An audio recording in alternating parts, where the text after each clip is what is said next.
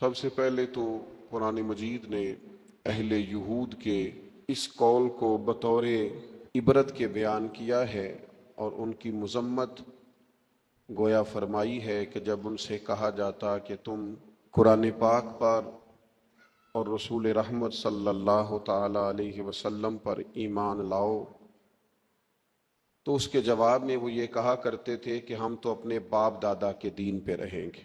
اس کا وہ اصرار بھی کرتے، اس پر وہ شدت بھی کرتے۔ تو قرآن مجید نے اس بات کو ان لوگوں کے گمراہی کے طور پر بیان کیا ہے کہ جب تمہارے باپ دادا گمراہ تھے،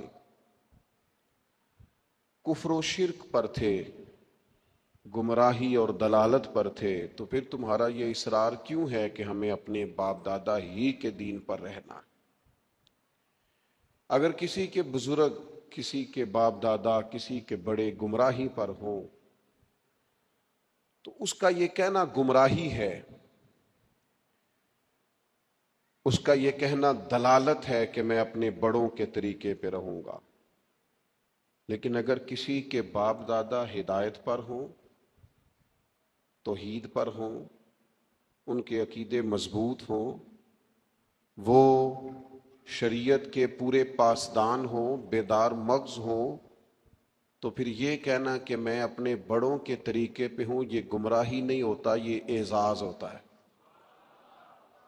یہ بہت بڑا اعزاز ہے کہ انسان کہے کہ میں اپنے بڑوں کے طریقے پہ ہوں۔ قرآن مجید سورہ بقرہ پہلا پارہ، اللہ کریم نے فرمایا ام کنتم شہداء، کیا تم میں کچھ لوگ اس وقت موجود تھے، کیا تم میں سے کچھ اس وقت حاضر تھے، اذ حضر یعقوب الموت، جب موت حضرت یعقوب کے پاس حاضر ہوئی،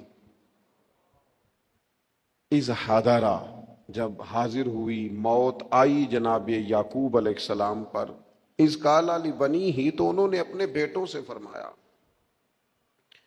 ما تعبدون من بعدی، میرے بعد کس کی عبادت کرو گے؟ تو جواب تو اس کا یہ تھا کہ ہم اللہ تعالیٰ کی عبادت کریں گے، ہم رب العالمین کی عبادت کریں گے، ہم اپنے مالک حقیقی کی عبادت کریں گے۔ لیکن حضرت یعقوب کے بیٹوں نے کیا جواب دیا؟ قرآن مجید کہتا ہے قالوا نعبد الہک، ہم آپ کے معبود کی عبادت کریں گے۔ وہ جو آپ کا معبود ہے نا، جس کی آپ عبادت کرتے رہے، ہم اس کی عبادت کریں گے۔ وَإِلَٰهَ آبَائِكَ، اور وہ جو آپ کے باپ دادا کا رب ہے نا، آپ کے رب کی عبادت کریں گے، اور جو آپ کے باپ دادا کا، آباء و اجداد کا رب ہے، اس رب کی ہم عبادت کریں گے۔ کون باپ دادا؟ ابراہیم و اسماعیل و اسحاق، ہم جناب اسماعیل کے رب کی عبادت کریں گے، جناب اسحاق کے رب کی عبادت کریں گے، ہم حضرت اسماعیل علیہ السلام کے رب کی عبادت کریں گے، آپ کے رب کی عبادت کریں گے، آپ کے آباء و اجداد کے رب کی عبادت کریں گے۔ اور آباء و اجداد کون ہیں؟ جناب ابراہیم، جناب اسماعیل، جناب اسحاق۔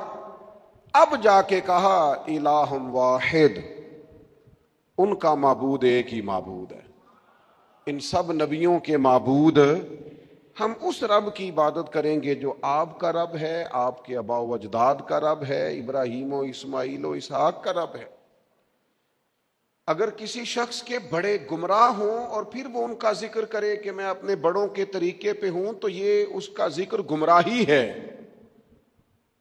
لیکن اگر کسی کے بڑے ہدایت یافتہ ہوں، ہدایت کا منارہ نور ہوں، ان کی زندگیاں مشعل راہ ہوں، ان کے نقوش قدم بڑے تابناک ہوں، تو پھر تو اسے سر اٹھا کے بات کرنی چاہیے، پھر تو اس شخص کو اعزاز سے بولنا چاہیے۔ ہم تو صاحب سلسلہ لوگ ہیں، ہماری تو پوری سند ہے پیچھے، ہمارے جو پیر ہیں ان کے بھی کوئی پیر ہیں، ہمارے جو استاد ہیں ان کے بھی کوئی استاد ہیں، ہمارا تو ایک پورا سلسلہ ہے۔ اور فاضل بریلوی اس سلسلے کو اس طرح بیان کرتے ہیں، فرماتے ہیں تیرے غلاموں کا نقش قدم ہے راہ نجات، وہ کیا بھٹک سکے جو یہ سراغ لے کے چلے۔ کہنے لگے ہمارے پاس تو حضور کے غلاموں کا نقش قدم ہے۔